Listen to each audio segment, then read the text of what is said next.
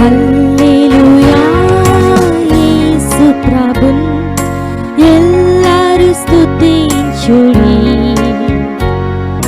వల్లభుని చర్యలను తిలకించి స్తుతించుడి. ప్రభువు కోరుకుంటున్న మరొక మాట మనము చదువుతాం. కీర్తన గ్రంథము 81వ అధ్యాయం. కీర్తన గ్రంథము 81వ అధ్యాయం 8వ వచనం మనందరము కలిసి చదువుకుంటాం. 8వ వచనం మనందరం కలిసి 81:8.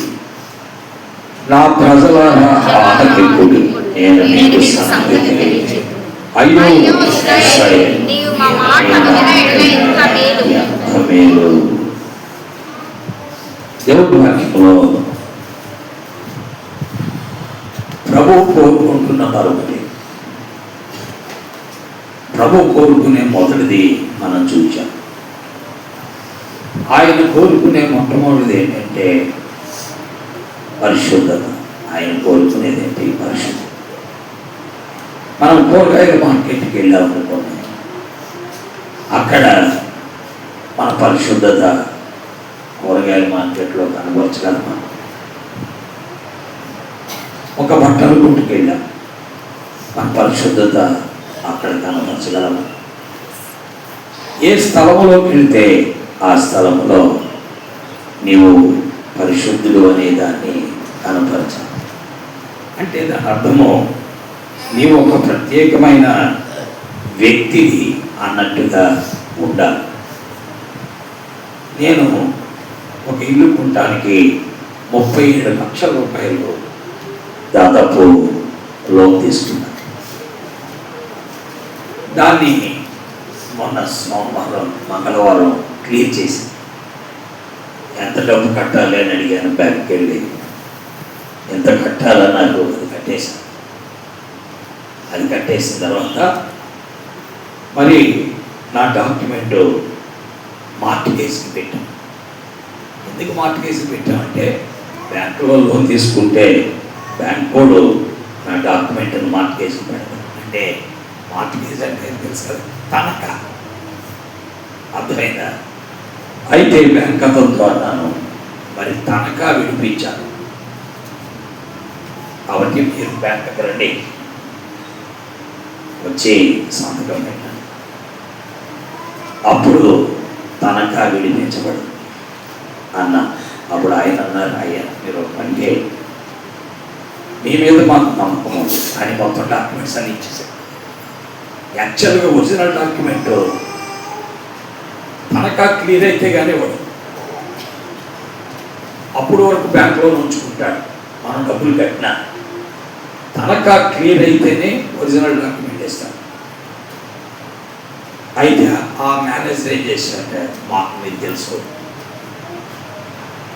మీరేంటో మేము ఎరుగుదాం, కాబట్టి పట్టుకెళ్ళిపోండి. రిజిస్టర్ ఆఫీస్కి రమ్మంటే మీరు ఎప్పుడు ఫోన్ చేసినప్పుడు వస్తాను. ఆ డాక్యుమెంట్స్ అన్నీ తీసేసుకున్నాను. అందులో తనఖా డాక్యుమెంట్ ఉంటుంది, అది పట్టుకెళ్ళి రిజిస్టర్ ఆఫీస్కి ఇచ్చాయా. దీన్ని ప్లాన్ చేసి మేనేజర్ ఎప్పుడు రమ్మంటే అప్పుడు వస్తారో అతను వచ్చి పంపిస్తే క్లియర్ అయిపోతుంది. మరి అది పెట్టుబాబు అని చెప్పా.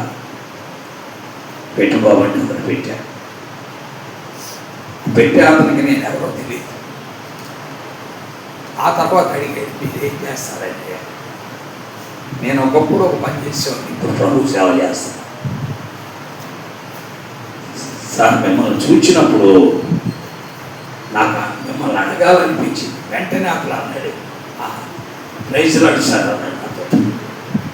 ఆ వ్యక్తి ప్రైజ్లాడు అన్నాడు నాతో. ఎందుకంటే ఆ పని చేయటానికి నేను అప్పగించినటువంటి వ్యక్తి దేవుడు నమ్ముకున్నవాడే. నేను ఎప్పుడైతే ఈ మాట చెప్పానో, ప్రైజ్లాడు సార్ మీరు ముందే నాకు ఈ మాట చెప్పండి, మీ దగ్గర డబ్బులు కూడా తీసుకునేవాడు కదా. నేను అది చెప్పలేదు, ఎందుకంటే మీరు డబ్బులు తీసుకోవాలి. నేను ముందే కనుక నేను ఇలాగా పలానా దేవుని సేవకుని చెప్తే మీరు నా దగ్గర ఇచ్చారు, డబ్బులు తీసుకోండి. అందుకే చెప్పలేదు. అదంతా అయిపోయాక చెప్దాం అనుకున్నాను, అయిపోయాక చెప్పాను. ఇప్పుడు ఫోన్ చేశాడు, అయ్యా మీ డాక్యుమెంట్ వచ్చేసి తీసుకెళ్ళిపోండి, క్లియర్ అయిపోయింది. నేను అన్నాను, ఇది క్లియర్ అయిపోయిన డాక్యుమెంట్ మీ దగ్గర వచ్చాను, ఆల్రెడీ ఒరిజినల్ డాక్యుమెంట్స్ మేనేజర్ నాకు ఇప్పుడు ఇచ్చేసాను. ఈ క్లియర్ చేసి ఆయన అన్నాడు ఫోన్లో, ఇది తీసుకెళ్ళి మీరు అక్కడ ఇస్తే మీ డాక్యుమెంట్స్ మీకు ఇచ్చేస్తున్నారు. ఆయన ఆల్రెడీ ఇచ్చేసాడండి. పిల్లల మనము ఎక్కడికి వెళితే అక్కడ మన గురించి కొంత అభిప్రాయం ఆ వ్యక్తులకి ఏమైవాలి, మనం ఏంటో అనేది తెలుసుకోవాలి. అంటే నా జీవితం గురించి వారికి తెలిసింది కాబట్టి వాడు మౌనంగా మొత్తం కట్ట ఇచ్చారు, తీసుకెళ్ళిపోవాలి పర్లేదు. మరి ఇది క్లియర్ చేయాలి కదా. నేను మళ్ళీ రేపు పొద్దున్న ఏదైనా అవసరం వచ్చింది నాకు దీని మీద ఒక 60 లక్షల లోన్ తీసుకోవాలి. అప్పుడు మరి నాకు ఇది క్లియర్ అవ్వకుండా ఇస్తారా? ఇవ్వరు కదా. రిజిస్టర్ ఆఫీస్కి వెళ్తే ఎన్కంబరెన్స్ సర్టిఫికేట్ ఏముందంటే లోన్లో ఉందా వస్తుంది. అందుకని మొట్టమొదటి క్లియర్ చేయాలి. ఇలా అంటే నాకు అనిపించింది, అక్కడ మనం ఎక్కడికి వెళ్తే అక్కడ మనము చాలా జాగ్రత్తగా, ఏదో బైబిల్ పడుకు తిరగటం అనేది ప్రాముఖ్యం కాదని నేను అనుకున్నాను. ప్రసంగాలు చేయటం కూడా ప్రాముఖ్యం కాదు. మనం ఎక్కడికి వెళ్తే అక్కడ చాలా ముఖ్యం, చాలా ముఖ్యం. ఈ రోజున మనము అది ఆలోచించుకున్న ఆవశ్యకత మీకుంది, నాకుంది, మనందరం. ఎందుకంటే ఈ భూమి మీద మనం జీవించే జీవితం ఏదో బ్రతుకు తెరువు కొరకు యేసు ప్రభువు నమ్ముకోలేదు, ఉద్యోగం కొరకు యేసు ప్రభువు నమ్ముకోలేదు, లేక నెలల జీతం కొరకు యేసు ప్రభువు నమ్ముకోలేదు, లేకపోతే ఏదో పొలము లేక ఆడవ నిద్ర కొరకు యేసు ప్రభువు నమ్ముకోలేదు. అవన్నీ దేవుడు ఆటోమేటిక్ ఇస్తాడు. ఆయనకు అసాధ్యమైనది ఏది కూడా లేదు. మొదట నా రాజ్యమును నీతిని వెతకండి, అప్పుడు అవన్నీ మీకు దొరుకుతాయని ప్రభు. పిల్లలు కాబట్టి మన జీవితాలు ఈ భూమి మీద దేవుని కనుకోవడం ఉంచుకోవాలి తప్పకుండా. ఎందుకంటే ఆ రోజు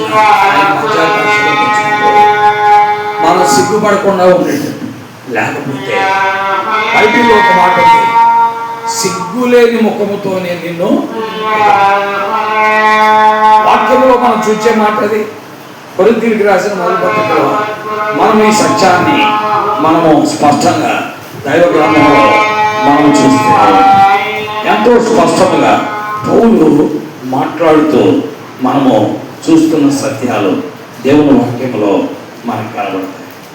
కాబట్టి ప్రియులారా, సిగ్గులేని ముఖముతో మనము ప్రభువుని ఎదుర్కోవడానికి మనందరము కూడా ఎలా ఉండాలండి? సిద్ధంగానే ఉండాలి. అది మనందరికీ అవసరమే. అందుకొరకు ప్రభువుని కలుసుకోవడానికి మనం ఎల్లప్పుడూ 18వ వచనం చదవండి. 3వ అధ్యాయం 18వ వచనం, 2 కొరింథీ 3:18 ఏమి రాయబడిందో మనం చూస్తాం దేవుని వాక్యంలో. 2 కొరింథీ 3:18 మనమందరము ముసుగులేని ముఖముతో ప్రభువు యొక్క మహిమను అర్థము వలె ప్రతిఫలింపజేయచ్చు, మహిమ నుండి అధిక మహిమను పొందొచ్చు, ప్రభువుకు ఆత్మ చేత ఆ పోలికగానే మార్చబడుచున్నాం. కాబట్టి సిగ్గులేని ముఖముతో ప్రభువుని ఎదుర్కోవాలి అంటే ఖచ్చితంగా మన వ్యక్తిగత జీవితమును జాగ్రత్తగా ఉంచుకోవాలని ప్రభువు. ఎందుకంటే ఆ సింహాసనం దగ్గర అందరూ నిలబడిపోతారు ఈ ప్రపంచంలో.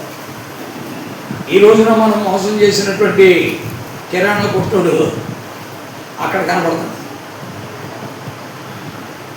ఈ రోజున మనం మోసం చేసిన సహోదరుడు అక్కడ కనబడతాడు. ఈ రోజున మనం మోసం చేసిన సహోదరి అక్కడ కనబడతాయి. నేను పెళ్లిలో ప్రమాణాలు చేస్తాను, నేను నిన్ను ఎంతో ప్రేమగా చూసుకుంటాను, అర్థమైందండి. అయితే వాడు ప్రేమగా చూడడం, వాడు విశ్వాసే, రొట్టె తింటాడు, ద్రాక్ష తాగుతూ ఉంటాడు, చూడడం. రేపు ఎల్లుండో అతను ఆమె కూడా అక్కడ నిలబడాలి. ఎక్కడ అంత తేలికేది కాదు. అందుకనే బైబిల్లో 2 కొరింథీ 5 అధ్యాయము 9-10 వచనాల్లో ఏమన్నాడు చదవండి. కావున దేహమందునను దేహమును విడిచినను ఆయనకి ఇష్టమైన ఇందువలనే మిగులు అపేక్షించుచున్నాను. ఎందుకనగా తాను జరిగించిన క్రియల చొప్పున అవి మంచివైనను సరే చెడ్డమైనను సరే దేహంతో జరిగించిన వాటి ఫలమును ప్రతి వాడను పొందునట్లు మనం అందరమును క్రీస్తు న్యాయపీఠం కావలేము. అయిపోయింది. అక్కడ నిలబడవలసిన పని ఉంది కదా. అదే అక్కడ నేను నిలబడిన వాడు ఇక్కడ ఎవరు ఉన్నారు? లేదు, నేను గొప్ప ప్రసంగికుడిని, గడ్డం పెంచిన ప్రసంగికుడిని, సూటు బూటేసుకున్న ప్రసంగికుడిని, ఎంతో గొప్ప వ్యక్తిని, నేను అక్కడ నిలబడనని చెప్పగలిగిన వాడు ఉన్నాడా? వీళ్ళారా గమనించాను. దైవజనుడు భగత్ సింగ్ గారు అక్కడ నిలబడతాడు. అర్థమైందా? ఆయన ఎదుట సతీష్ కుమార్ నిలబడాలి, ఆయన ఎదుట జాన్ వెస్లీ నిలబడాలి, ఆయన ఎదుట వీళ్ళారా ఎంతో నమ్మకంగా ఒక పల్లెటూరులో సేవ చేస్తున్నటువంటి యథార్థవంతులైన సేవకుడు కూడా నిలబడతాడు. అర్థమైందా? అప్పుడు చూసి సిగ్గుపడతా, ఆయన్ని చూసి ఈయన చూసి ఒకరిని చూసి ఒకడే ఆయన ఎంత అద్భుతమైన సేవ చేశాడు. అన్నిటినీ విడిచిపెట్టుకొచ్చి నేను ఏమీ లేకుండా ఈ రోజున అన్నిటినీ సంపాదించుకున్నా, ఈ రోజున అన్నిటినీ సంపాదించుకున్నా. 14,000 సంఘాలు కట్టినోడు మరి బెంచ్ కారులో తిరగలేదు. ఈ రోజున తాటేట్ పార్కులోంచి పైకి వచ్చినాడు బెంచ్ కారులో తిరుగుతున్నాడు. ఇవన్నీ నాకు మీరు పోవా? వెళ్తాయా తేలవా? ఇది నేను చెప్తున్న మాట వాక్యం చెప్తుందా?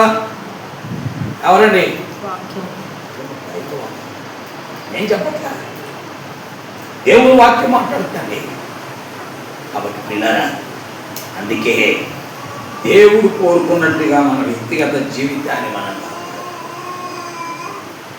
ఈ రోజున మన ఇష్టానుసారంగా మనం ఎలా పడితే అలా ఉండే క్రైస్తవులు ఉన్నారు. అందుకే నా అలాంటి వాడిని ఏమన్నా అంటే అపవిత్ర విశ్వాసం. అలాంటి వారిని ఏమంటారండి? అపవిత్ర విశ్వాసం. ఎందుకంటే ఎలా పడితే అలా ఉంటారు, ఆమె ఎలా పడితే అలా జీవిస్తూ ఉంటారు. వారు యేసుప్రభుని నమ్మరంటే యేసుప్రభునే నమ్ముతారు. వాళ్ళేమి కుమారస్వామికి, వెంకటేశ్వర స్వామికి, గణేష్కి మొక్కరు. కానీ అపవిత్ర విశ్వాసం. వారి విశ్వాసులు క్రీస్తునందు విశ్వాసులు, కానీ వారిలో ఏమీ లేదండి, పవిత్రత లేదు, అపవిత్ర విశ్వాసం. దేవుని వాక్యములో అలాంటి వ్యక్తులను ఎంతోమందిని మనం చూడవచ్చు. అందులో ఒక అపవిత్ర విశ్వాసి కయ్యను, 2 అపవిత్ర విశ్వాసి లోతు, 3 అపవిత్ర విశ్వాసి బిలాము, 4 అపవిత్ర విశ్వాసి ఆకాను, 5 అపవిత్ర విశ్వాసి వీళ్ళ ఆ యొక్క సౌలు. అలాంటి విశ్వాసాలను ఎంతోమందిని చూడు. ఈవెన్ దావీదు కూడా అలాంటి వాడు, విశ్వాసే, కానీ అపవిత్ర విశ్వాసిగా మారిపోయాడు. మళ్ళా దేవుడు అన్నాడు, ఎందుకు అలాంటి 10 మంది పని చేశాడు? కుటుంబం లేదా నీకంటే కంగారు పడ్డాను, అజ్ఞానంతో బతికాను, నా శరీరానికి లోపడ్డా, నా మనస్సుకు లోపడ్డా, నా చూపుకు లోపడ్డా, నా ఆలోచనలకు లోపడ్డా. అవి నన్ను ఏం చేశాయంటే నీ ఆత్మకు దూరం చేశాయి. నా చూపుకు లోబడ్డా, నా ఆలోచనలకు లోబడ్డా, నా తలంపులకు లోబడ్డా, నా శరీరానికి లోబడ్డా, ఇవన్నీ కూడా నీ ఆత్మకు నన్ను ఏం చేశాయి? దూరం. ఒక విశ్వాస యొక్క జీవితము ఇలాంటి భ్రష్టత్వానికి వచ్చినందుకనే ఇలాంటి విశ్వాసులు అందరినీ ఏమంటారంటే అపవిత్ర విశ్వాసులు.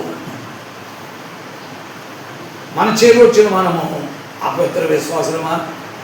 కాదు, మనం ఎవరం కాదు. ఎందుకంటే నువ్వు ఇక్కడ సినిమాలు చూసేవాళ్ళు అంతమంది చేయొద్దండి, ఎత్తరు మీరు. ఎందుకంటే నాకు తెలిసిపోతే అని భయం చూస్తూనే ఉంటారు, కానీ ఎత్తరు మీరు, నాకు తెలిసిపోద్ది అని భయం. సీరియల్స్ చూసే విశ్వాసాలు ఎంతమంది ఉన్నారు? చేయొద్దండి, ఎత్తరు మీరు, ఎందుకంటే నాకు తెలిసిపోద్దని భయం. అలాగే జబర్దస్త్ చూసేవాళ్ళు ఎంతమంది ఉన్నారు? చేయొద్దండి, ఎత్తరు మీరు, నాకు తెలిసిపోద్దని భయం. పిల్లలు అయితే ఇలాంటి విశ్వాసాలు ఎంతమంది ఉన్నారు? లేదా ఉన్నారు. నా మట్టుకు నేను ఎంతోమందిని ఎరుగుతున్నాను. అర్థమైందా? మన సంఘానికి వచ్చే విశ్వాసులే ఉన్నారు. ఎబినేచర్కి వచ్చేవారు, ఆటలు గురువుకి వచ్చేవారే ఉన్నారు, వాణికి వచ్చేవారే ఉన్నారు. వాళ్ళు ఆదివారం గుడికి వస్తారు, రొట్టె రక్షణ తింటారు, కానీ దేవుణ్ణి లెక్క చేయరు. ఆ 2 గంటలే, ఆ 3 గంటలే ఇక్కడ. బయటికి వెళ్ళిన తర్వాత మామూలుగా ఉండదు. అలా బ్రతకడానికి దేవుడు మనల్ని ఇక్కడికి పిలవలేదు. అలాగే జీవించుదాకా కూడా ఆయన మనల్ని బ్రతకలేదు, పిలవలేదు. అవునా కదా? కాబట్టి పిల్లరా, మన జీవితాలను జాగ్రత్తగా ఉంచుకోవడానికి దేవుడు ఏం ఇచ్చాడు. అయితే వారు పవిత్రమైన జీవితానికి అవకాశం ఇవ్వనప్పుడు పవిత్రమైన జీవితం ఎలా వస్తుంది? మాట చెప్పండి. సుశీలమ్మ చెప్తుంది, పవిత్రమైన జీవితం ఎలా వస్తుందని. కాబట్టి వీడియో చెప్తాము, బాగా తెలుసు. పవిత్రమైన జీవితం ఎలా వస్తుంది? పేరు రాజేశ్వరి ఇంకా బాగా తెలుసు. చెప్పండి, పవిత్రమైన జీవితం ఎలా వస్తుందండి? చెప్పండి. వెంకటేశ్వరం అడగకూడదు, గాజుల సింధుని అడగకూడదు, 25 ఏళ్ల విశ్వాసం అడగాలి. పవిత్రమైన జీవితం ఎలా వస్తుందండి? ఆయన మాట వినడం ద్వారానే. అవునా? ఆయన మాటకు లోబడి ద్వారానే వస్తుంది. ఆయన మాటకు లోబడిన వాడు పవిత్రంగా ఉండలేడండి. ఈ చెవితో వాక్యం విని ఈ చెవితో విడిచిపెట్టేవాడు వాడు పరిశుద్ధంగా జీవించడు. ఈ 4 గోడల మధ్య ఉన్నంతసేపే చాలా భక్తిగా నటిస్తాడు. బయటికి వెళ్ళడంతో వాడి మాటలు మారిపోతాయి, వాడి చూపులు మారిపోతాయి, వాడి ప్రవర్తన మారిపోతుంది, వాడి యొక్క నడవడిక మారిపోతుంది, వాడి అడుగుజాడలు మారిపోతాయి. ఈ 4 గోడల మధ్య ఉన్నప్పుడే ఉంటాడు. అందుకే ఆయన మాటకు లోబడిన వాడు ఈ 4 గోడల నుంచి బయటికి వెళ్ళినా సరే జాగ్రత్తగా ఉంటాడు. అందుకే అన్నాడు, అయ్యో ఇశ్రాయేలు, నీవు నా మాట వినేడల నీకెంత మేలు. నువ్వు ఇంతమంది దిగజారిపోవడానికి కారణం ఏంటి? ఇంతమంది దిగజారిపోవడానికి కారణం ఏంటండి? ఇశ్రాయేలీలు మనం చూస్తున్నాం దేవుని వాక్యంలో. వారు పిల్లరా ఆయన మాట వినలేదు. ఆయన ఆరాధించారు, ప్రార్థన చేశారు. ఆయన ప్రార్థన చేశారు, ఆరాధించారు. ఆయన ఆరాధించారు 15 అధ్యాయం, కానీ ఆయన మాట వినలేదు. 16 అధ్యాయంలో వినలా. 20 అధ్యాయంలో ఆయన మాట వినాలని నేను తప్ప వేరొక దేవుడు నీకు ఉండకూడదని 20 అధ్యాయంలో ఆజ్ఞలిచ్చాడు, అప్పుడు వినలేదు. 32 అధ్యాయంలో వాళ్ళు ఏం చేశారంటే ఆయన 20 అధ్యాయంలో నేను తప్ప వేరొక దేవుడు నీకు ఉండకూడదు, ఏ రూపాన్ని చేసుకోకూడదంటే ఎద్దులు చేసుకున్నారు. 32 అధ్యాయం దూడం చేసుకున్నారు. పిల్లరా, మరి వీళ్ళందరూ ఆరాధించలేదా? వీరే అపవిత్ర విశ్వాసులు, మాట వినని విశ్వాసులు, పరిశుద్ధత లేని విశ్వాసులు. ఎవరు వారు? ఇశ్రాయేలు. ఆయన మాటకు లోబడలేదు. 32 అధ్యాయంలో వాళ్ళు ఏం చేశారంటే దూడం చేసుకుని దాన్ని ఆరాధిస్తూ ఉన్నారు. పిల్లరా, ఆయన మాటకు లోబడని వాడే ఏమైపోతాడంటే ఆయన తప్ప దేనికైనా వెళ్ళిపోతాడు. అందుకే ఈ 4 గోడల మధ్య మనము ముఖ్యము కాదు. ఈ 4 గోడల మధ్య ముఖ్యము. బయటికి వెళ్తే మనుషులు మన పై రూపాన్ని చూస్తారు. మనుషులు మన పై రూపాన్ని చూస్తారు. ఎన్క్లేవ్ అపార్ట్మెంట్కి వెళ్ళారు. నా అపార్ట్మెంట్ ఒకటి అతికిచ్చారు. అతను బ్యాంక్ మేనేజర్, అతనికి అతికిచ్చారు. అతికిస్తే ఆ ఎన్క్లేవ్ బిల్డర్ ఒక అతను ఉంటాడు, అతనే అక్కడ సెక్రటరీ. వెళ్ళిన తర్వాత అతనితో అన్నాను, అయ్యా మీరు అతనికి మీకు ఏదో గొడవ వచ్చినట్టుంది, కొద్దిగా మీరు నన్ను బట్టి కొద్దిగా సహించండి అన్న. ఆ అతికి తీసుకున్న వాడికి అతనికి గొడవ వచ్చింది బిల్డర్. అందుకే అతను నాకు ఫోన్ చేసి తన ముందు ఇల్లు ఖాళీ ఇచ్చాను, కొద్దిగా సహించండి అన్న. అప్పుడు అతను అన్నాడు, వాడు క్రైస్తవుడండి, మీరు క్రైస్తవుడే, మిమ్మల్ని చూచాను, ఆడిని చూచాను, ఆడితో మాట విన్నామన్నారు. మీరు ఆడికి అతికించారు. మీరు తెలుసు, నాకు అతను కూడా తెలుసు, కానీ మీరు డిఫరెంట్, అతను డిఫరెంట్. మీరు ఇమీడియట్గా అతను ఖాళీ చేయించారు. అంటే ఒక్క విగ్రహాధికుడు అతని పేరు ఏం పేరు తెలుసా మీకు? మీకు తెలియదు. అతని ఇంటి పేరు మొడపూడి. అతని ఇంటి పేరు మొడపూడి అండి, సూర్యప్రకాష్. వాళ్ళ నాన్న పేరు సూర్యప్రకాష్. అతను అన్నాడు, మిమ్మల్ని చూచాను, అతన్ని ఎప్పుడు చూచాను. నేను ఎలా మాట్లాడుతున్నానంటే మీరు వేరే విధంగా అనుకోవద్దు, మీకు ఆదాయం రాకుండా చేస్తున్నాను కూడా మీరు అనుకోవద్దు. నేను ఎందుకు చెప్తున్నాను అంటే బయట చూశారు ఎలా ఉందో. అందుకే వాడు నా దగ్గర బాప్తిసం తీసుకున్నవాడే మీకు ఇంకో మాట చెప్పాలి. ఎబెనేజర్కి వచ్చి బాప్తిసం తీసుకున్నాడు. నాకు కూడా సువార్తలో తిరిగాడు అతను. నాకు కూడా సువార్తలో తిరిగాడు. అతనికి డానియేల్ అని పేరు పెట్టింది కూడా నేనే. దానియేల్ అని పేరు పెట్టాను. దేవుని బిడ్డలారా, కాబట్టి అంటే అతడు విశ్వాసే, కానీ మాటకు లోబడని విశ్వాసం. మాటకు లోబడని విశ్వాసం, అది అతనికి అర్థమైపోయింది. ఒక విగ్రహారాధకుడికి, ఒక విగ్రహారాధకుడికి ఏమైపోయిందని అర్థమైపోయింది. కాబట్టి ప్రభు బిడ్డలారా, మన జీవితాల్లో మనం ఆలోచించుకోవాలి. అందుకనే మనము పవిత్ర జీవితాన్ని బయట గడపాలి. మనుషులు మన పై రూపాన్ని చూస్తారు. నేను గుడికి వెళ్తున్నాడు, ప్రార్థనకి వెళ్తున్నాడు, బైబిల్ పట్టుకు వెళ్తున్నాడు అని పై రూపాన్ని చూస్తారు. మన ఆంతర్యాన్ని చూసేవాడు ఎవరండి? ఇతను గట్టిగా పాటలు పాడతాడని పై రూపాన్ని చూస్తారు. మన ఆంతర్యాన్ని చూసేవాడు ఎవరు? దేవుడే. ఇతను మంచి ప్రసంగం చేస్తాడని పై రూపాన్ని చూస్తారు. మన ఆంతర్యాన్ని చూసేవాడు ఎవరు?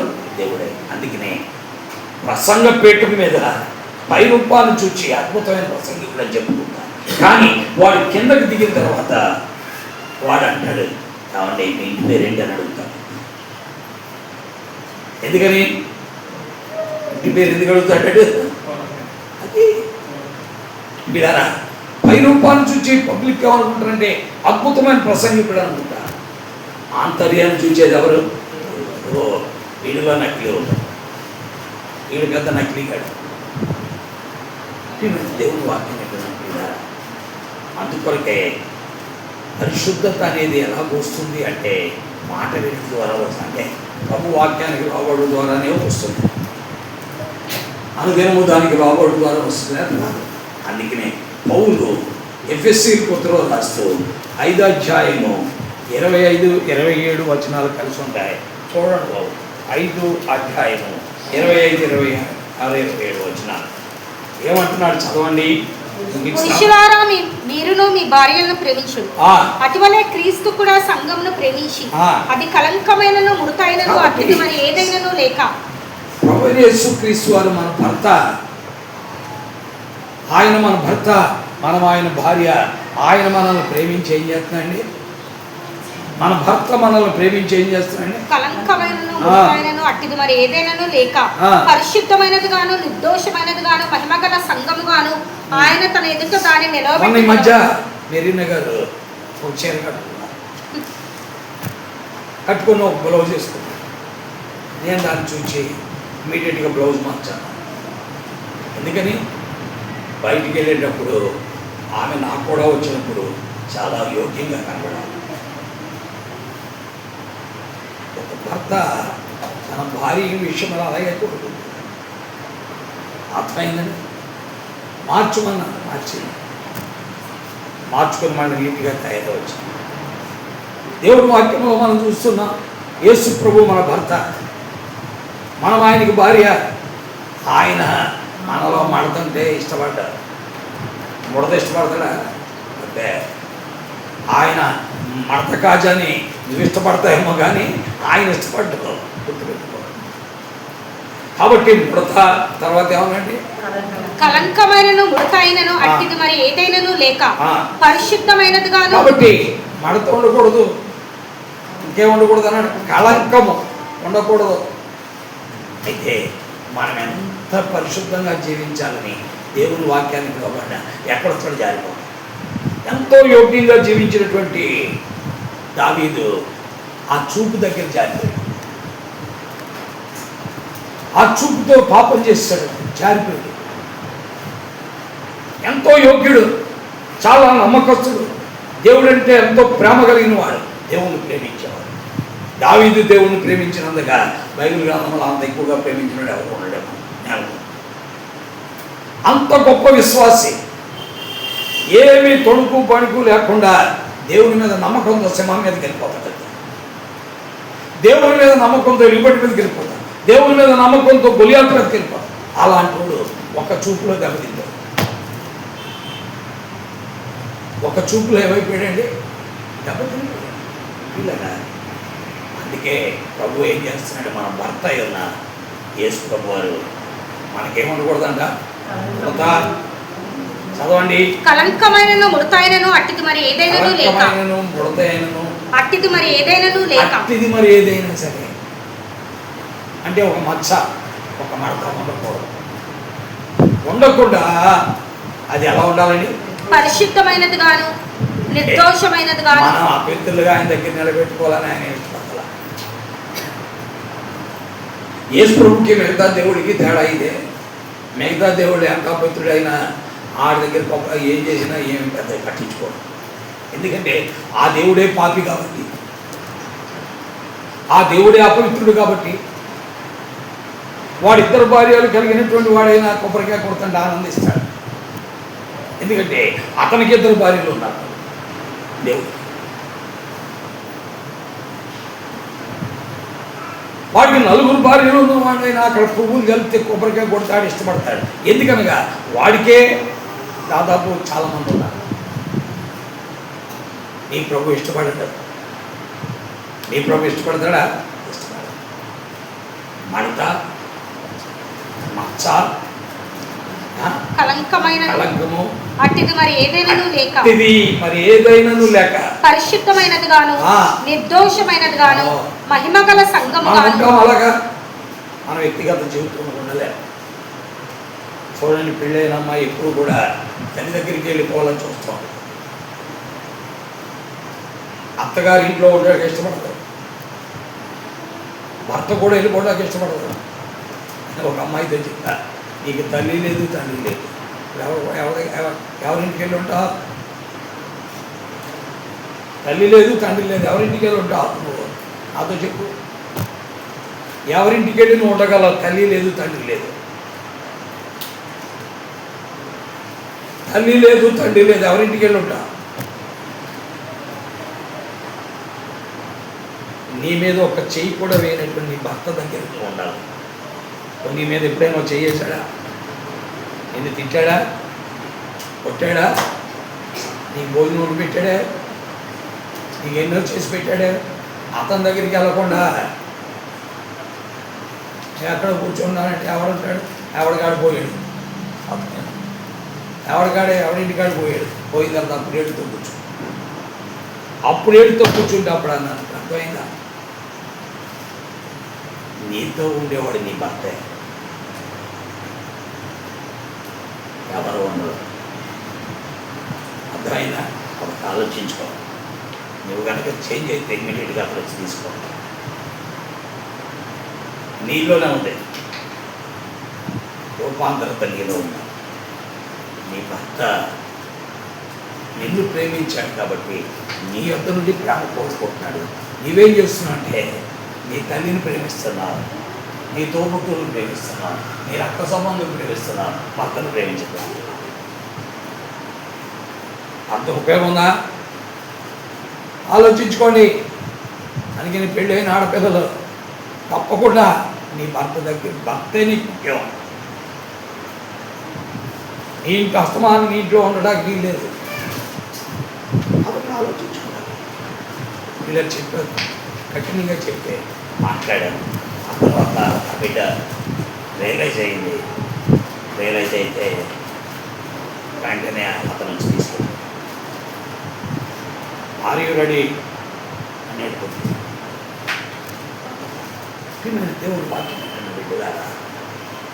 అంటే ఒక పెళ్ళైన అమ్మాయి భర్తతో ఉండుకోవడానికి ఇష్టం లేకుండా ఇంకా తోబుట్టులతో ఉండాలి, ఆడుతూ ఉండాలి, వెళ్తూ ఉండాలి అనుకుంటే దెబ్బతింటుంది.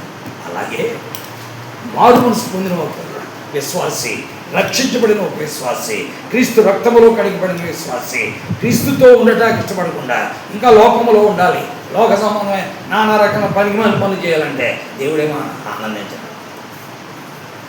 ఆనందిస్తాడా? ఇదంతా నీకు అర్థం కావాలంటే నీవు ఇంటికి వెళ్ళిన తర్వాత ఆలోచించు.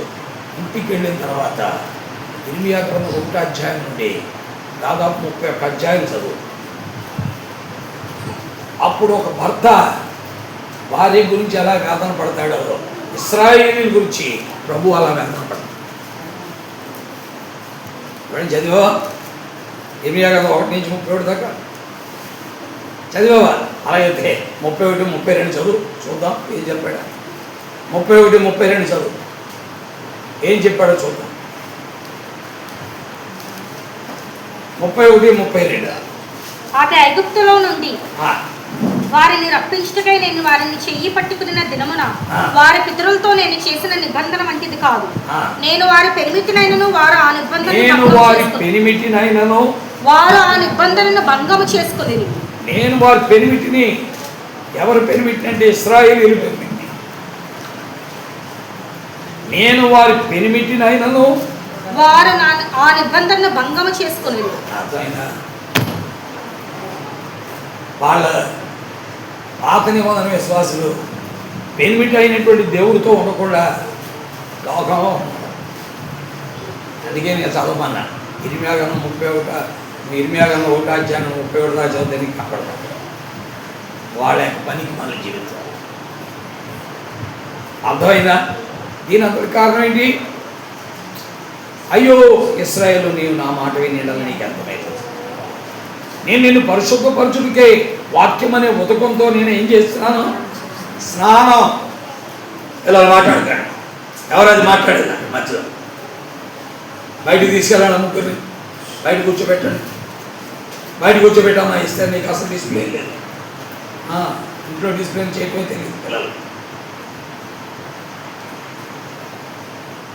కాబట్టి వీళ్ళారా మనం చూస్తున్న సత్యము అంత స్పష్టంగా గమనించారు. మనము ఆయన ఎదుట పరిశుద్ధమైనదిగా నిలవబెట్టుకోవాలని వాక్యం అనే ఉదకంతో నిమిషానికి స్నానమే. అరే నోట్లో ఉండకూడదురా దేవుడు, బతుకులో ఉండాలని ఆయన. నోట్లో ఉండకూడదు దేవుడు, బతుకులో ఉండాలి. జీవితంలో ఉండాలి దేవుడు, నోట్లో ఉండకూడదు. ఇలాగున్న దేవుడు వాక్యముతో స్నానం చేయాలి. దేనికి?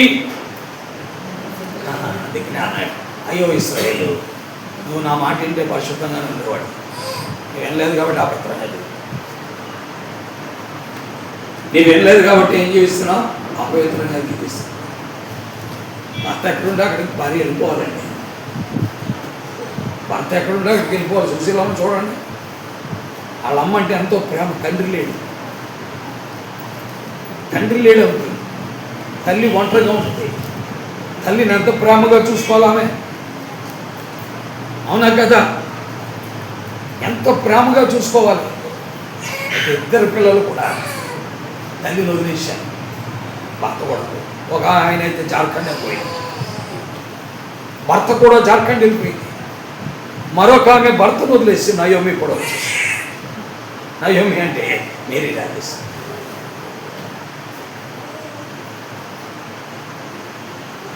అంటే తల్లి వదిలేసి నయోమి కూడా వచ్చేసిందండి. ఎందుకంటే నయోమితో ఎవరున్నారు? భర్త ఉన్నాడు. దేవుని బిడ్డలారా, యేసు ప్రభు వారు అందుకే అన్నాడు, అంటే మీరు నా మాట వింటే మీకు అంత మేలు. ఇలాంటివి చెప్పాలనుకుంటే కొంతమందికి మా పిల్లలు మా దగ్గర ఉండక్కర్లేదు, ఈయన బోధన అంత వ్యతిరేకంగా ఉన్నాయంట. నేనేం వ్యతిరేక బోధన ఏం చేయట్లేదు, వాక్యానుసారంగా చెప్తున్నా. నేనేం వ్యతిరేకమైన బోధన ఏం చేయట్లేదు బాబు. I am teaching according to the word of God. It is not against word of God. అర్థమైందా? It is not against word of God. కాబట్టి వీళ్ళరా అందుకే ఆ 81వ కీర్తనలో మనం 8వ వచనం చదువుతున్నాం. నా ప్రజలారా ఆ. ఆలకింపుడి, ఆ. నేను మీకు సంగతి తెలియచేతును. ఆ. అయ్యో ఇశ్రాయేలు, నీవు మా మాట వినిన ఎడల ఎంత మేలు. ఏమంటున్నాడు? సంబోధన చూశారు ఎలా ఉందో, నా ప్రజలారా. మళ్ళీ దిక్కుమాలోళ్ళారా అంటలేదు, దరిద్రులారా అంటలేదు, లేదా దౌర్భాగ్యులారా అంటలేదు, అనేది టైమింగ్ కట్ట ఉంది. ఏమని పిలుస్తున్నాడు? నా ప్రజలారా ఆలకింపుడు. ఆయన ప్రజలకు చెప్పుకున్నాడు. ఆయన నీవు ఆయన బిడ్డ, నీవు ఆయన రక్తంతో కొనబడ్డా, ఆయన నిన్ను విమోచించాడు, పరిశుద్ధపరిచాడు, రక్షించుకున్నాడు. ఆయన బిడ్డ ఆయనతో ఉండాలి. ఆయన తన స్వరక్తమిచ్చి నిన్ను తన భార్యగా చేసుకున్నాడు. ఆయన తన స్వరక్తమిచ్చి నిన్ను తన భార్యగా చేసుకున్నాడు. 5 లక్షలు ఇస్తే కానీ ఆడు కంగారు పెట్టాడు మమ్మల్ని. ఒక మ్యారేజ్ అని కూడా ఇది దేవుడు నీకు ఎదురు డబ్బు ఇచ్చి చేసుకున్నాడు. ప్రాణం పోసి ఆ రక్తం చిందించి నీ కొరకై సిలువలో గాయాలు పొంది పడరాని బాటలు పొంది నిన్ను స్వీకరించాడు ఆయన. నువ్వేమి ఆయనకి ఇవ్వలేదు. ఇప్పుడు కూడా ఇప్పటికీ నువ్వు ఆయనకి ఏమి ఇవ్వాలా? ఇప్పటికీ నువ్వు ఆయన దగ్గర తింటున్నావే తప్ప ఆయనకేమి ఇవ్వాలా? ఆయన కొరకు నడవల, ఆయన కొరకు పరిగెత్తల, ఆయన కొరకే తిరగల, ఆయన కొరకే శ్రమపడలా, ఆయన కొరకే రక్తము చిందించలా, ఆయన కొరకై ఏ మంచి కార్యం కూడా నువ్వు చేయలేకపోయావు. అయినా నువ్వు అపవిత్రుడు కాకూడదు, నువ్వు అపవిత్రతలో ఉండకూడదు, నీలో మడత ఉండకూడదు, కళంకం ఉండకూడదు, మచ్చ ఉండకూడదు. అటు మరి ఏది ఉండకుండా పరిశుద్ధంగా ఆయన దగ్గర నిలబెట్టుకోవాలని ఆయన ఇప్పటికీ ఆలోచన. ఆ ఆలోచనతోటి వాక్యమును నీ మీద ఏం చేస్తున్నాండి? గురిపిస్తున్నాడు. వాక్యం అనే వర్షం దానికి లోబడితే బాగుపడతాం. ఇప్పటికీ మనం ఆయనక ఏమీ లాభం చేయట్లా, ఆయన నీకే లాభం చేశాం. ఇప్పటికీ మనకి ఆయనకి మనం ఏం లాభం చేయట్లా. అసలు ఆదివారం గుడికి రావడమే మనకు కష్టంగా ఉంటుంది. ఆదివారం సందులో కూర్చోవడమే కష్టంగా ఉంటుంది. ఇలా ఈరోజు సెకండ్ సాటర్డే డే టైం పెట్టాను. ఎందుకు పెట్టాను తెలుసా? 2 వ్యక్తుల గురించి పెట్టాను. మీకు తెలియదు. యాక్చువల్గా ఫ్రైడే నైట్ జరగాలి. ఆ లేయ, ఆ విజయ్ కుమారి, ఎందుకంటే నైట్ టైం అయితే రాలేకపోతుంది. వాళ్ళు రెగ్యులర్ విజిటర్స్. ఇక్కడ యాక్చువల్గా ఈ మందిరంలో వాళ్ళు చాలా రెగ్యులర్. వాళ్ళు పెద్దోళ్ళు అయిపోయారు. సహోదరి అయితే అసలు పాపం చాలా ఇబ్బందితో ఎంతలా వచ్చిందో చూసారుగా మీరు. విజయ్ కుమారి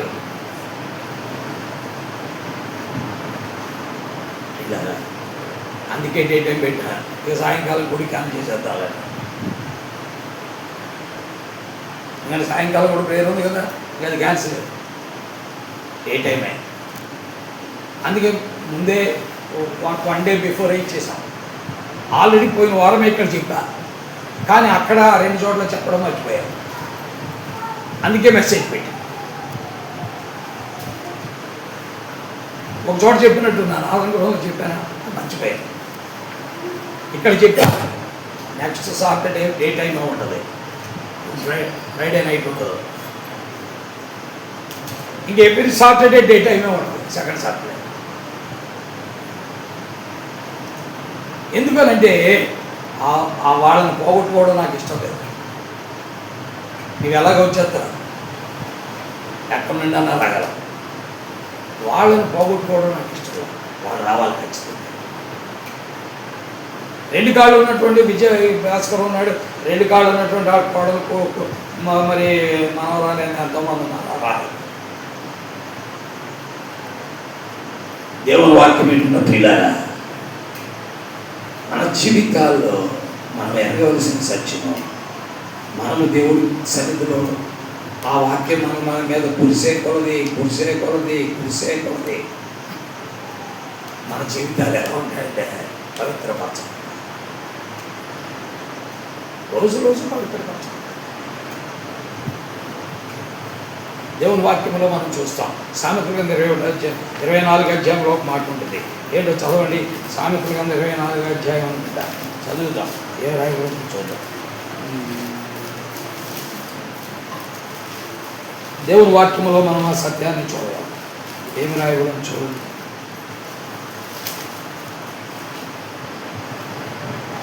ఇరవై 24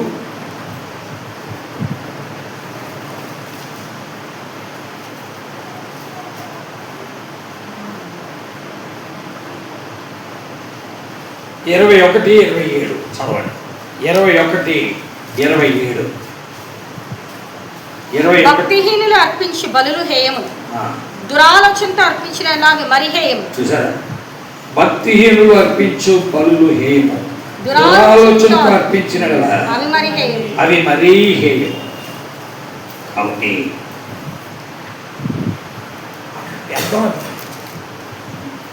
అంటే వారు దేవుణ్ణి ఆరాధన చేస్తున్నారు ఇశ్రాయేలు, కానీ ప్రభువుకు అవ్వటం లేదు. ప్రభు వాక్యాన్ని చూడాలి. వ్యర్థంగా ఉన్నారు. అందుకని 32 దెబ్బ తినేశారు. అర్థమైందా? ఆ తర్వాత లేవీ కాండంలోకి వస్తే అక్కడ సేవకులు దెబ్బ తినేశారు. 10వ అధ్యాయంలో, లేవీ కాండం 10వ అధ్యాయంలో సేవకులే భ్రష్టులైపోయారు అపవిత్రత వల్ల. ఇకపోతే సంఖ్యాకాండంకి వచ్చేసరికి 21 అధ్యాయంలో ఆ బెలాము దెబ్బ తినేసి 21 అధ్యాయంకి వచ్చేటప్పటికి ఏం జరిగింది చెప్పండి? వారు దేవుని సన్నిధిలో వారి మాటలు సరిగ్గా లేవు. వారి మాటలు మారిపోయారు. వారట ఏం చేశారంటే, ఈ ఉల్లిగడ్డలు, ఈ కీరకాయలు, ఈ దోసకాయలు మాకెందుకన్నా. సంఖ్యాకాండం 21. అబ్బా అలాగుందా మీ పని. అయితే వాళ్ళ పరిశుద్ధపరచడానికి ఏం చేశారంటే, పాపకరములైన సర్పములు అలౌ చేస్తాడు. చాలామంది చచ్చిపోయారు అక్కడ. అప్పుడు ఏం చేశాడు? ఒక మోషేని పిలిచాయా, వీళ్ళు మళ్ళా వీళ్ళకి శిక్ష లేకుండా చేయడానికి ఇత్తడి సర్పాన్ని ఒకటి చేయించు, దాంతో దాన్ని నిలబెట్టి ఎవడు దాని ముఖాన్ని చూస్తాడు. అక్కడ పాము కరిసినా బతకాలంటే ఇత్తడి సర్పాన్ని ఏం చేయాలి? ముఖం చూడాలి. ఆ ఇత్తడి సర్పాన్ని ఎత్తిపెట్టి, దాని అర్థం ఏంటి? మోషేలు చెప్పాడు, అయ్యా ఎవరైతే దాని ముఖం చూస్తారో ఆడు బతుకుతాడు అన్నాడు. చూసినోడు బతికాడు, చూడనోడు చచ్చాడు. ఎందుకని? మోషే చెప్పిన మాటకు లోబడినోడు బతికాడు. అంటే అక్కడ ఇతర సర్పం ఏం లేదు, మాట వినటంలోనే ఉందే. ఇతర సర్పంలో ఉందా, మాట వినటంలో ఉందా? అది మాట విన్నవాడు దాన్ని చూచాడు, బతికాడు. విన్నోడేమాడు? అయ్యో ఇశ్రాయేలు, నీవు నా మాట వినేది నీకెంత. కాబట్టి పిల్లగా ఒక విశ్వాస జీవితంలో పరిశుద్ధత అనేది ఎలా వస్తుందంటే, వాక్యం మన మీద కురిసేపోతూ వస్తుంది. ఒక రోజులో అయితే లోబడే కొద్ది వచ్చేస్తుంది. కొంతమందికి ఒక రోజులోనే వచ్చేది. పౌలుకి ఒక రోజులో వచ్చేసింది. ఎందుకంటే 9వ అధ్యాయంలో జరిగింది. పాప 9వ అధ్యాయం 19వ వచనంకి ఎలా మారిపోయాడు, 22వ మారిపోయాడు. ఇంకా అక్కడి నుంచి పూర్తిగా ట్రాన్స్ఫర్మేషన్. మరి కుష్ఠరోగులకు వచ్చిందా? రాలేదు. వాళ్ళకు కూడా చెప్పాడు ఏమన్నంటే, మీరు వెళ్ళి యాజకుని కనపరుచుకోమన్నాడు. మాట చెప్పాడు, అంతే. మాటకు లోపడ్డాడు.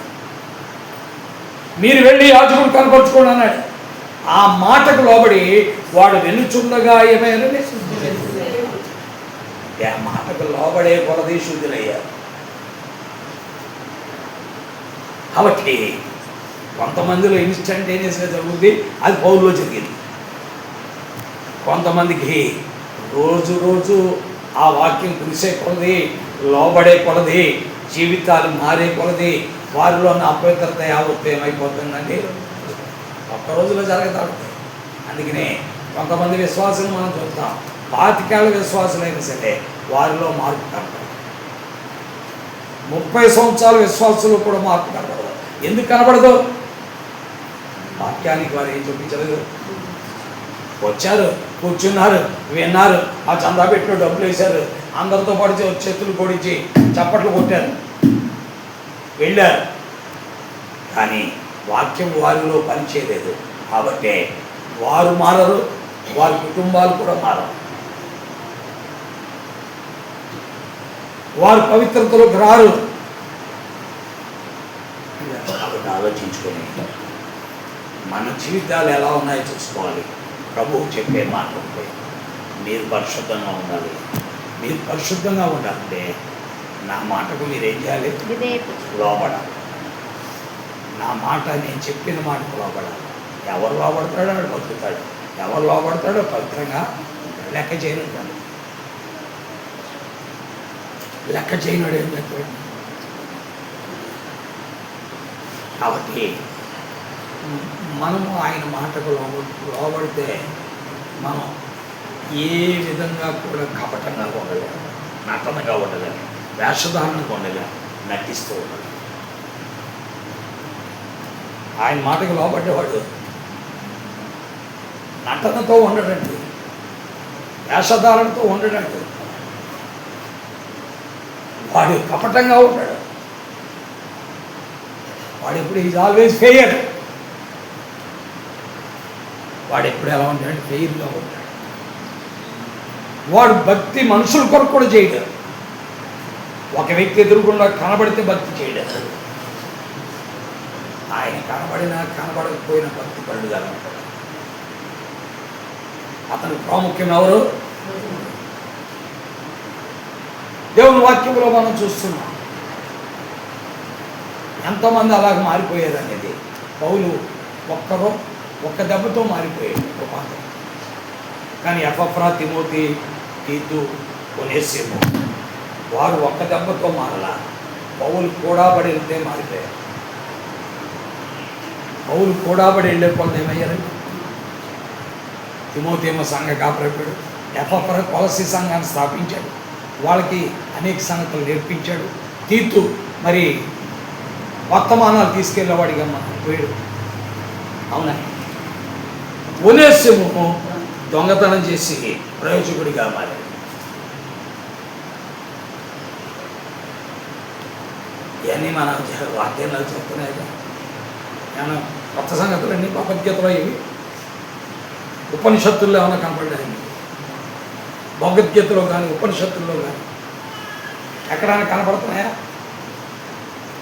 ఎక్కడున్నాయి ఇవన్నీ? వారు అంత మాదిరికరమైన వ్యక్తులుగా మారిపోవడానికి మీరు ఇంటికి వెళ్ళి చదవండి. ఫిలిప్పీ పత్రిక 2వ అధ్యాయం. అక్కడ 3 వ్యక్తుల గురించి చెప్తాడు. ఎపఫ్రా గురించి, తిమోతి గురించి, తీతు గురించి, ఎపఫ్రా గురించి, వీళ్ళందరి గురించి మాట్లాడుతూ పౌలు చెప్పే మాటల్లో మనకు అర్థమైపోతుంటుంది వీళ్ళు ఎంతలాగా ఎలా మారిపోయారు, వీళ్ళు ఎంతలా ఎలా మారిపోయారు అనే దాని గురించి 2వ అధ్యాయంలో ఫిలిప్పీ పత్రికలో మీకు కనపడుతుంది. ఇంటికి వెళ్ళి చదువుతూ చెప్పలేము. అక్కడ కనపడుద్ది వాళ్ళ రూపాంతరత కారణాలు. ప్రియమైన దేవుని వాక్యం ఏంటంటే, కాబట్టి ఏది ప్రాముఖ్యమో, ప్రభు ఏది కోరుకుంటున్నాడో చూసుకొని ఆయన కోరికలు ఏంటో గ్రహించుకొని ఆ ప్రకారం ఇನ್ನು మనుషుల్ని సంతోషపెట్టక్కర్లా, మనుషుల్ని సంతోషపెట్టక్కర్లా, దేవుని వాక్యానికి లోబడితే చాలు. అర్థమైందా? దేవుడికి లోబడితే చాలండి. దేవుని వాక్యానికి మనుషుల్నేమి సంతోషపెట్టాలి. అర్థమైంది? ఈరోజు మీరు వచ్చారు, ముందు వచ్చిన వాళ్ళకి ఇచ్చేసే అవకాశం,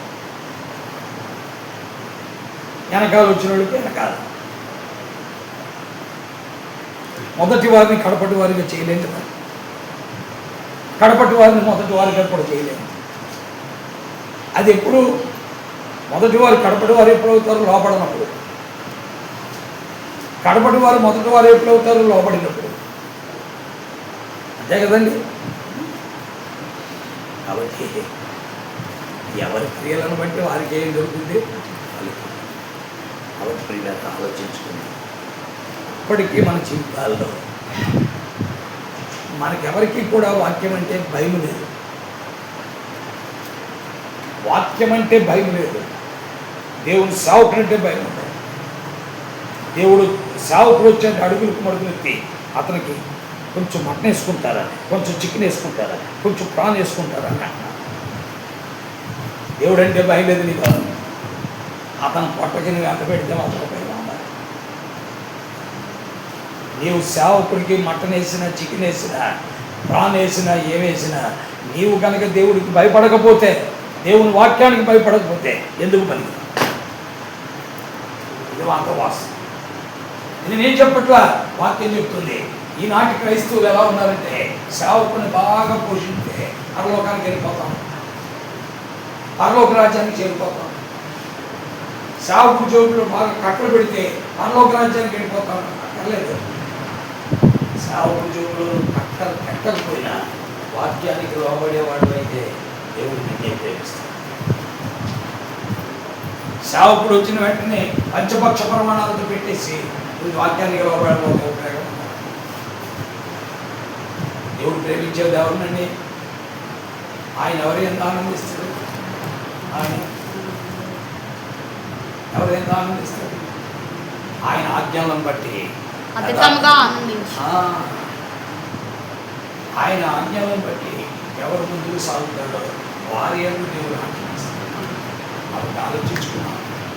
ఎన్నయాలు మనవే ఈ సంవత్సరంలో 7 నెలలు అయిపోయింది. ఈ నెలలో 8 దినాలు అయిపోయింది. రేపు 2 ఆదివారం 9 రోజులు చేస్తున్నాం. అలా కాలం గడిచిపోతూ ఉంటుంది.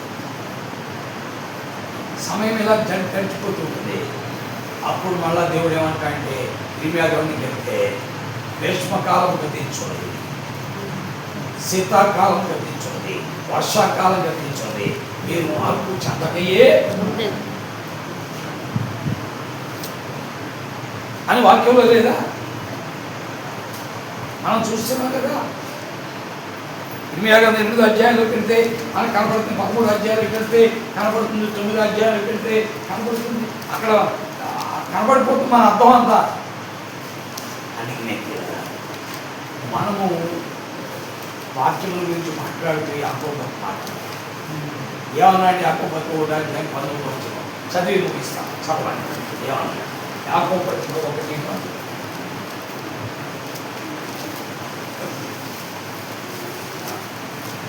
ఇప్పటికే మీలో చాలా మంది తీసుకుపోతున్నారు. నా ప్రియ సహోదరులారా, మీరు ఈ సంగతి ఎరుగుదురు గనుక ప్రతి మనుష్యుడు వినుటకు వేగిరపడువాడను, మాట్లాడుటకు నిదానించువాడను, కోపించుటకు నిదానించువాడనే ఉండవలను. ఎందుకనగా నరుని కోపము దేవుని నీతిని నెరవేర్చదు. అందుచేత సమస్త కల్మషము ఎవడైనా వాక్యమును వినువాడేంటి, దాని ప్రకారము ప్రవర్తింపని వాడైతే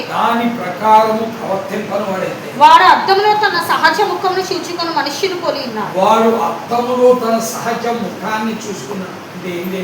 అద్దంలో చూసుకున్నాడే, మచ్చలు కనపడే, కానీ ఆ మచ్చను సరి చేసుకోకుండా మర్చిపోయింది.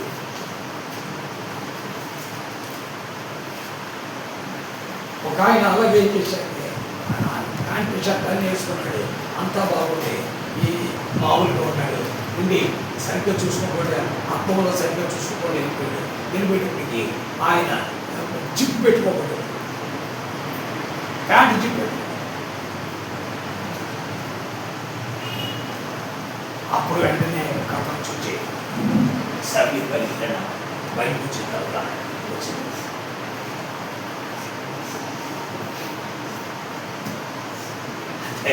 అర్థంలో చూసుకున్నావు కదా నాయన, ఇప్పుడు దాకా గంట నిలబడ్డావు కదా, 2 గంటల మందులో కూర్చొని వచ్చావు, 3 గంటల మందులో కూర్చొని వచ్చావు, ప్రతి కుడికి వెళ్ళిపోతున్నావు, ప్రతి కుడికిలో కూర్చొని వస్తున్నావు. నువ్వేమైపోయావంటే నువ్వేమైపోయావు?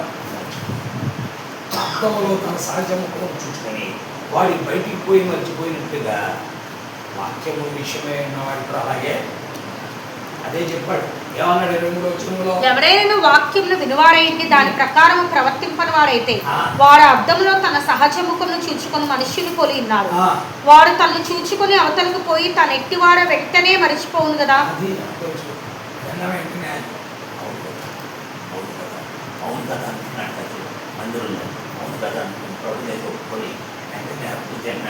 ఆ రాక్షస తాగుతున్నాడు, తీసేసుకుంటున్నాడు, వెళ్ళిపోతున్నాడు, బయట మళ్ళీ మామూలుగా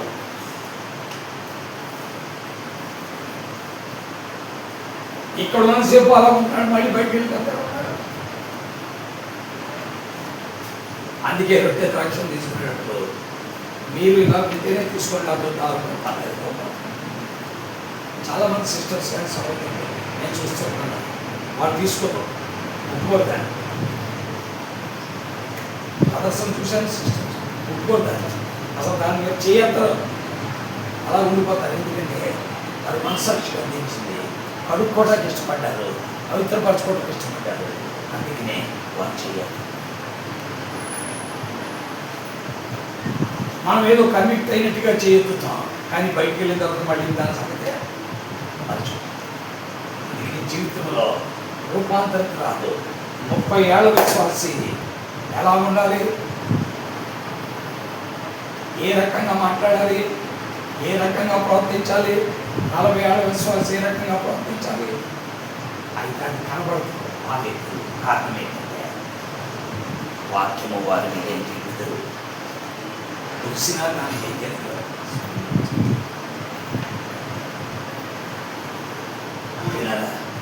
నీ భర్త నీ నుండి కోరుకునేది ఒకటే, నువ్వు ఆయన మాట వినాలని, నీకు మడత మంచ డాగు ఉండకూడదు.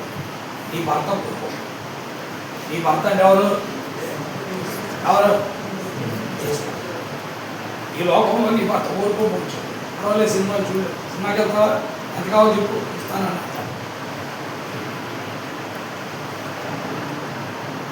కొంతమంది అమ్మాయిలు అయితే ఏం చేస్తారంటే భర్తనే అడుగుతారు, మమ్మల్ని సినిమా తీసుకెళ్ళచ్చు. మీరు ఎప్పుడైనా అడిగారు? అడిగి ఉంటారు కానీ నన్ను నేను అన్నాను గట్లో పడ్డవాడు మన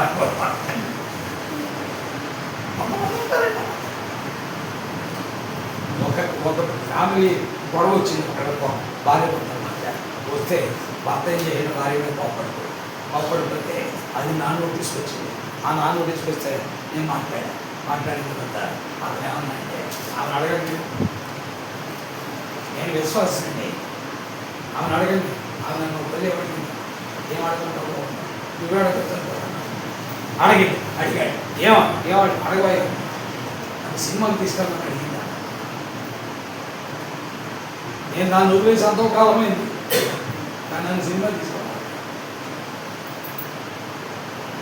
అప్పుడు నేను చెప్పాను, ఆ అమ్మాయికి కూడా అలవాటు లేదంటే, ఈ అలవాటు ఈ మధ్యకాలంలో వచ్చి ఉంటుంది. ఎందుకంటే కొంతమందితో స్నేహం చేసి ఆ స్నేహమే మీరు తప్పుకుంటుంది. కాబట్టి మీరు మంచిగా పిల్లలు భర్త ఎప్పుడు కోరుకునే ఒకటే, మాట వినాలి, పరిశుద్ధంగా. అది పరలోకపు భర్త కోరుకునే సంగతి అయిందండి. ఆ రెండు నువ్వు చేసినప్పుడు నువ్వు ఎంత ఆరోగ్యంగా ఉంటావో నీకే తెలియదు, నువ్వు ఎంత ఆరోగ్యంగా ఉంటావో నీకే తెలియదంటే ఆ రెండు నువ్వు చేయగలిగితే నీకు అసలు ఏ లోటు ఉండదు. అదే 81వ కీర్తన ఆఖరి 2 వచ్చిన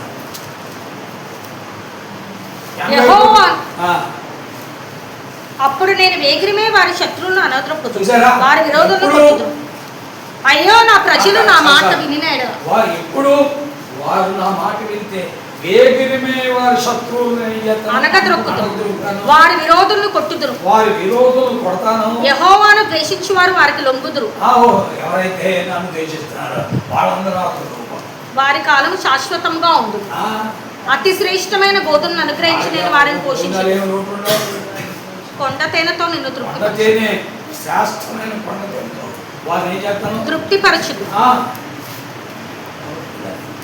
ఆయన మాటకు లోబడి కాదు. నీకు ఎంత ఆరోగ్యం చూసావు, ఎలా ఉందో, శత్రువు నీకు కూడా తిరుగుతున్నాడు, నీకు ఎలా ఉంటుందో. ఉదాహరణకి మీ ఇంటి చుట్టూ ఒక భయంకరమైన తాసుకొని తిరుగుతుందని చెప్పాడు. నువ్వు రాత్రి నిద్రపోతావు, ఇంటి చుట్టూ లైట్ వేసేస్తావు,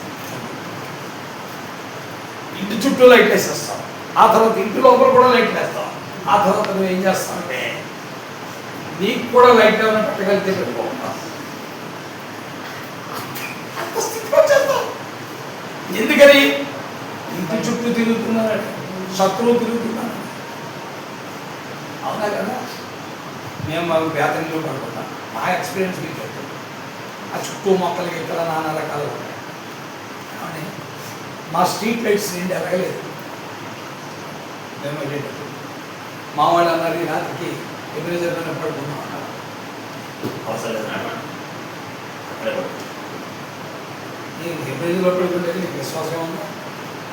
ప్రభు ఎక్కడ ఉన్నాడు? నడవండి, వెళ్ళి అక్కడ పడుకో. వెళ్ళిన తర్వాత అక్కడ పని చేయండి.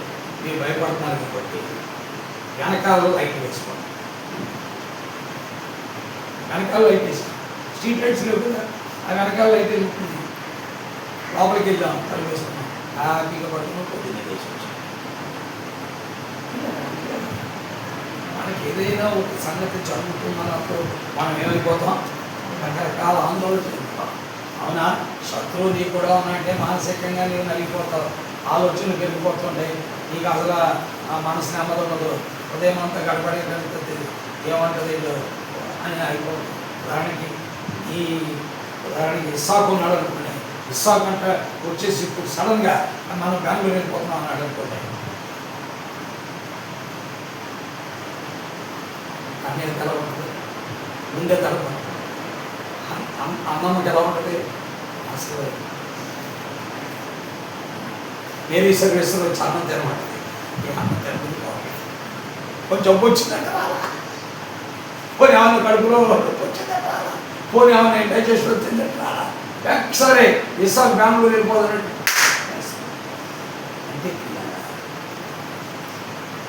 జీవితాల్లో మనకుండే పరిస్థితులు అలాంటివే. అందుకే మనం ఏంటంటే మన ప్రభువుకి ఆయన చెప్పిన మాటలు లోబడిపోయి ఆయన కోరినట్టుగా మనం జీవించగలిగితే అసలు శత్రువు మన మీద లేడంట. ద్వేషించేవాడు కూడా ప్రభువులోకి పోతాడట. ఆ తర్వాత వేగిరిమే వారిని ఆయన హత్య చేసేస్తాడట. ఆ తర్వాత మనం దేవుడి వాక్యంలో చూస్తున్నాం. మరి మంచి భోజనాలు అతి శ్రేష్టమైన గోధుమలు. నీకు షుగర్ కూడా రాదు కదా, ఎందుకంటే గోధుమ పిండికి గ్లైసిమిక్ ఇండెక్స్ తక్కువ. రైస్కి గ్లైసిమిక్ ఇండెక్స్ ఎక్కువ. అది తిన్నామని ప్రభు తిండి, అదే గోధుమలు తిన్నాం అనుకోండి. అందుకే బైబిల్లో రాయబడింది. అందుకే నేను ఇప్పుడు గోధుమ రొట్టెలు అని పిలుస్తూ ఉంటాను. గోధుమ ఉప్మా, గోధుమ రొట్టె అంటే చపాతి. అది బైబిల్లో రాయబడింది కదా. అతి శ్రేష్టమైన గోధుమలతో పోషించదు, నేను కూడా ఇప్పుడు రెడీగా ఉంటుంది. దేవుడు వాక్యంలో చెప్పింది మనకు ఆరోగ్యం అంటే అవునా కదా. కాబట్టి ప్రభు బిడ్డలారా మీరు ఆలోచించుకోండి. ఎందుకంటే 15వ తారీఖుకి ఎబినేజర్ పరిచర్యలు ప్రారంభించి 27 సంవత్సరాలు అయిపోయి 27th జరగబోతుంది. అందుకనే ఏ పెడదాన ప్రజల్లో డబ్బు తాగలేదు. ఏమి మార్పు కనపడుతుందో ప్రజల్లో రూపాంతరం కనపడుతుందా? ఎలా పడితే అలా ఉంటున్నారు. యవనస్తులు అలాగే ఉంటున్నారు, మధ్య వయస్కులు అలాగే ఉంటున్నారు, పెద్దలు అలాగే ఉంటున్నారు. ఎందుకు చెప్తున్నాను? నా మటుకు నాకు చాలా డిస్కరేజ్మెంట్ వచ్చింది. Why I should waste money.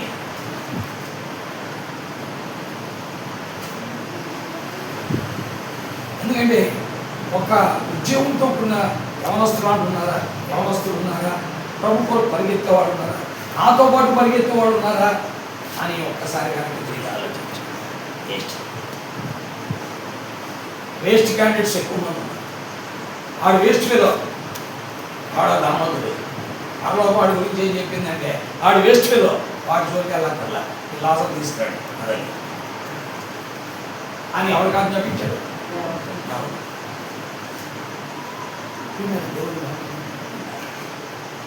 కాబట్టి ఆలోచించుకోవాలి.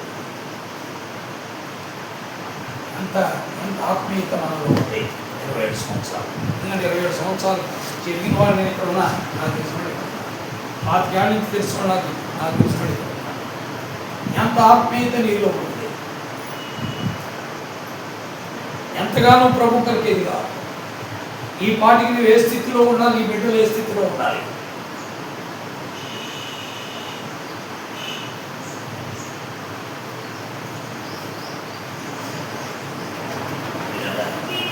వేరే దురాలోచనతో మన జీవితాలు గడుపుకోవాలి. ప్రభుకి నిష్ప్రయోజకులుగా మనం ఏం చేస్తామని